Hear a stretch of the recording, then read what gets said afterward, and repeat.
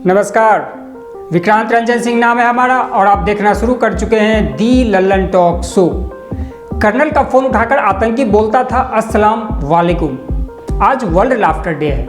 जानिए क्यों मनाया जाता है ये खास दिन, क्या है इसके पीछे की पूरी कहानी। इन सारे मुद्दों पर हम बात करेंगे, लेकिन उससे पहले दिन भर की सुर्खियाँ। पहली सुर्खी, लॉकडाउन का असर देश के सबसे अमीर मंदिर पर भी पड़ा है। आंध्र प्रदेश के तिरुपति बालाजी मंदिर में कार्यरत 1300 कॉन्ट्रैक्ट कर्मचारियों को बाहर निकाल दिया गया है। इन कर्मचारियों का कॉन्ट्रैक्ट 30 अप्रैल को खत्म हो गया था और मंदिर प्रशासन ने 1 मई से कॉन्ट्रैक्ट रिन्यू करने से मना कर दिया है। दरअसल तिरुपति बालाजी मंदिर प्रबंधन के कॉन्ट्रैक्ट पर काम कर रहे 1300 कर्मचारियों को 1 मई से काम पर आने से मना कर दिया है। मंदिर प्रशासन ने कहा कि लॉकडाउन के वजह से काम बंद है, इसलिए अब इन 1300 कर्मचारियों के कॉन्ट्रैक्ट 30 अप्रैल से आगे नहीं बढ़ा पाएंगे।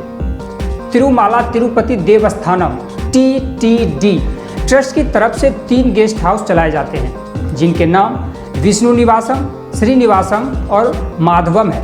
निकाले गए सभी 1300 कर्मचारी इन्हीं गेस्ट हाउस में कई वर्षों से काम करते थे।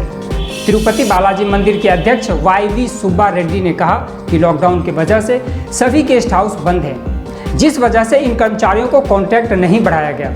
उन्होंने कहा कि नियमित कर्मचारियों को भी इस दौरान कोई काम नहीं सौंपा है। हिंदुस्तान टाइम्स की रिपोर्ट के मुताबिक TTD ट्रस्ट के प्रवक्ता T रवि का कहना है कि सभी फैसले कानून के मुताबिक लिए गए हैं। काम बंद होने की वजह से कर्मचारियों को निकालने का फैसला लेना पड़ा है। कोरोना वायरस की वजह से तिरुपति बालाजी मंदिर 20 मार्च से बंद है, लेकिन मंदिर में दैनिक अनुष्ठान पुजारियों द्वारा किए जा रहे हैं। वर्तमान वित्तीय वर्ष के लिए इस मंदिर का बजट 3,309 करोड़ रुपए है। दूसरी सुर्खी, कोरोना वायरस के संक्रमण को रोकने के लिए एक बार फिर लॉकडाउन बढ़ा दिया गया है। अब लॉकडाउन 3 मई से बढ़ाकर 17 मई तक के लिए लागू है।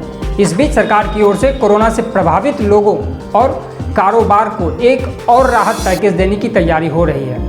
न्यूज एजेंसी PTI के मुताबिक प्रधानमंत्री नरेंद्र मोदी ने प्रभावित उद्योग को राहत पैकेज देने के संबंध में बैठक भी की है। शनिवार को हुई इस बैठक में वित्त मंत्री निर्मला सीतारमण के अलावा गृह मंत्री अमित शाह सहित प्रमुख मंत्रियों और आर्थिक मंत्रालयों के अधिकारी भी शामिल हुए। एजेंसी सूत्रों ने कहा कि प्रधानमंत्री ने शाह और सीतारमण के साथ विचार विमर्श किया। वह इसके बाद सूक्ष्म, लघु और मध्य उपक्रम MSME जैसे अन्य प्रमुख आर्थिक मंत्रालयों के मंत्रियों के साथ भी संबंधित मुद्दों पर बैठक करेंगे।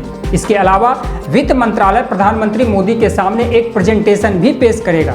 इस प्रेजेंटेशन में अर्थव्यवस्था की स्थिति और इसे संभालने के लिए मंत्रालय की ओर से विचार विमर्श किए जा रहे आगे के संभावित कदमों के बारे में बताया जाएगा। सूत्रों ने कहा कि सरकार जल्द ही प्रभावित उद्योगों के लिए दूसरे प्रोत्साहन पैकेज की घोषणा कर सकती है। आपको बता दें कि बीते कुछ दिनों से PM मोदी लगातार मीटिंग कर रहे हैं। बीते शुक्रवार को PM मोदी ने नागरिक उड्डयन, श्रम और शक्ति सहित विभिन्न मंत्रालयों के साथ बैठक की थी। वहीं गुरुवार को वाणिज्य और MSME मंत्रालयों के साथ विचार विमर्श किया था। इन बैठकों के दौरान प्राइम मिनिस्टर मोदी के साथ गृह मंत्री और वित्त मंत्री दोनों उपस्थित थे। बीते 26 मार्च को वित्त मंत्री निर्मला सीतारमण ने गरीब कल्याण योजना के तहत 1,70,000 करोड़ के राहत पैकेज का ऐलान किया था। वित्त मंत्री की ओर से किए गए ऐलान के दायरे में गरीब वर्ग, मजदूर वर्ग, महिला वर्ग के अलावा दिव्यांग, विधवा और बुजुर्ग वर्ग हैं। हालांकि कारोबार जगत के लिए मामूली राहत दी गई है। तीसरी सुर्खी, महाराष्ट्र कोरोना वायरस की महामारी से जूझ रहा है। प्रदेश में कोरोना के मरीजों की तादाद बेतहाशा बढ़ रही है। स्वास्थ्य के मोर्चे पर जूझ रहे प्रदेश में शनिवार को नक्सलियों से मुठभेड़ की घटना सामने आई है। इस मुठभेड़ में पुलिस ने एक इनामी नक्सली को मार गिराया। मुठभेड़ की यह घटना प्रदेश के गढ़चिरौली जिले के पेंड्री के सिभट्ठी जंगलों में हुई। बताया जाता है कि सिभट्ठी के जंगल से शनिवार की शाम पुलिस टीम जा रही थी। पुलिस की C60 कमांडो टीम पर नक्सलियों ने हमला कर दिया। C60 कमांडो ने भी नक्सलियों पर फायरिंग शुरू कर दी। लगभग घंटे भर तक दोनों तरफ से गोलीबारी चलती रही। लगभग 1 घंटे तक मुठभेड़ के बाद नक्सली वहां से भाग निकले। नक्सलियों के जाने के बाद कमांडो टीम ने मौके से एक महिला नक्सली का शव बरामद किया है। बताया जाता है कि मृतका की पहचान नक्सल कमांडर सुजानका उर्फ चिनक्का उर्फ जैनी के रूप में हुई है। 48 साल की जैनी को महाराष्ट्र के साथ ही छत्तीसगढ़ और तेलंगाना की पुलिस ने भी वांछित घोषित किया हुआ था। महाराष्ट्र में भी उसके खिलाफ लगभग 144 गंभीर आपराधिक मामले दर्ज थे। महाराष्ट्र सरकार ने जैनी पर 16 लाख रुपए का इनाम घोषित कर रखा था। कमांडो ने मुठभेड़ स्थल से AK-47 rifle, claymore mines, pressure cooker के साथ ही नक्सल साहित्य भी बरामद किया है। जैनी के मारे जाने की गिरचड़ौली पुलिस बड़ी सफलता बता रही है। कहा जा रहा है कि जैनी ने सुरक्षा बलों पर कई हमलों में नक्सलियों का नेतृत्व किया था। बताया जाता है कि जैनी साल 1988 में भामरागढ़ डल्लम के साथ नक्सल समूह में शामिल हो गई थी और तभी से सक्रिय थी। अब बारी है बड़ी खबर की। उत्तर कश्मीर में हंदवाड़ा में आतंकवादियों के साथ मुठभेड़ में कर्नल आशुतोष शर्मा और एक मेजर समेत 5 सुरक्षाकर्मी शहीद हो गए। हंदवाड़ा के चंची मोहल्ले इलाके में हुई मुठभेड़ में 2 आतंकवादी भी मारे गए। यह इलाका उत्तर कश्मीर के कुपवाड़ा जिले का हिस्सा है। इस ऑपरेशन को 21 RR, CRPF और SOG की संयुक्त टीम अंजाम दे रही थी। सेना की संयुक्त टीम ने इलाके में आतंकियों की मौजूदगी की सूचना पर तलाशी अभियान चलाया था। इस दौरान आतंकी एक घर में मौजूद थे और घर में रहने वाले लोगों को बंधक भी बना रखा था। शनिवार शाम करीब 3 बजे 30 मिनट पर कर्नल शर्मा के नेतृत्व में एक टीम ने घर में घुसकर बंधक बनाए गए लोगों को बचाने में सफलता पाई। हालांकि इस दौरान आतंकवादियों की ओर से लगातार फायरिंग हो रही थी। सूत्रों के मुताबिक जवानों के उस घर से निकलते समय आतंकियों ने उनको फिर से निशाना बनाना शुरू किया। जवानों की ओर से भी जवाबी कार्रवाई शुरू की गई। इस दौरान जवानों का उनकी टीम से संपर्क टूट गया। कई प्रयासों के बावजूद टीम के साथ संपर्क स्थापित नहीं हो सका। इसी दौरान कर्नल आशुतोष शर्मा के फोन पर कॉल की गई, जिसे एक आतंकी ने उठाया और बोला, अस्सलाम वालेकुम। इसके बाद विशेष सुरक्षा बलों को ऑपरेशन में शामिल किया गया। चूंकि कर्नल आशुतोष शर्मा के नेतृत्व वाली टीम अंदर थी, साथ ही संपर्क भी नहीं हो पा रहा था, इसलिए सुरक्षा बलों ने अत्यधिक सावधानी बरती ताकि उन्हें नुकसान न पहुंचे। लेकिन आतंकवादियों और सुरक्षा बलों के बीच रुक रुक कर गोलीबारी होती रही। बारिश और अंधेरे के कारण ऑपरेशन को कुछ समय के लिए रोक दिया गया। इसी दौरान भागने की कोशिश कर रहे 2 आतंकियों को सेना ने मार गिराया।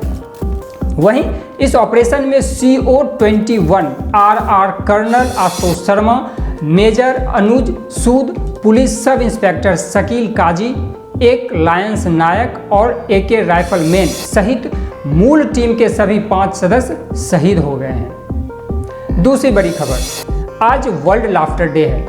हर साल की तरह इस साल भी मई महीने के पहले रविवार को यह खास दिन पूरी दुनिया में मनाया जा रहा है। यह तो आपने अक्सर सुना होगा कि हंसी सबसे अच्छी और सबसे सस्ती दवा है जो हर मर्ज का इलाज कर देती है। लेकिन इस साल यह दिन बेहद खास है, क्योंकि जहां पूरी दुनिया कोरोना वायरस जैसे महामारी को झेल रही है, उस बीच यह लाफ्टर डे कुछ पल के लिए लोगों को चेहरे पर मुस्कान तो जरूर ला देगी। लाफ्टर हंसी, या आप इसे दूसरे नाम से भी जानते होंगे। लेकिन इसके बारे में एक बात जो अक्सर कही जाती है कि इस महंगी और मॉडर्न दुनिया में यह लाफ्टर ही ऐसी थेरेपी है जो आपको अंदर से मजबूत, एनर्जेटिक और पॉजिटिव रखती है। एक हंसी आपको सारी प्रॉब्लम मलहम की तरह काम करती है। वर्ल्ड लाफ्टर डे मनाने के पीछे एक खास उद्देश्य था। इस दिवस की शुरुआत करने का पूरा श्रेय लाफ्टर योग आंदोलन के संस्थापक डॉक्टर मदन कटारिया को जाता है। उन्होंने ही 11 जनवरी 1998 को मुंबई में पहली बार वर्ल्ड लाफ्टर डे मनाया था। इसे मनाने के पीछे सबसे बड़ा उद्देश्य यह था कि समाज में बढ़ते तनाव को कम कैसे किया जाए, ताकि लोग घरों में अपनी फैमिली, आसपास के लोगों के साथ खुशी से रह सकें। तो ऐसा में सोचा गया क्यों ना एक ऐसा कुछ किया जाए जिसके बहाने ही लोग एक दूसरे से बात करें और हंस लें, क्योंकि हमारी जीवन में हंसी का एक खास महत्व है। तब से हर साल मई महीने के पहले रविवार को वर्ल्ड लाफ्टर डे के रूप में मनाया जाता है।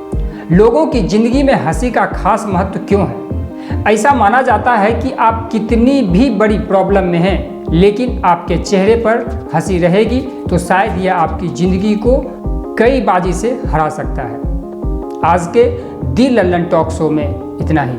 अगर आप ये वीडियो फेसबुक पर देख रहे हैं तो आप हमारे फेसबुक पेज दी लल्लन टॉक शो को लाइक कर दें। अगर आप ये वीडियो यूट्यूब पर देख रहे हैं तो आप हमारे यूट्यूब चैनल दी लल्लन टॉक शो को सब्सक्राइब करना ना भूलें और साथ ही साथ बेल का आइकन भी दबा दीजिए ताकि जब भी कोई नया वीडियो अपलोड करें तो इसका नोटिफिकेशन आप तक पहुँचता रहे। आज के दी लल्लन टॉक शो में इतना ही। शुभ रात्रि।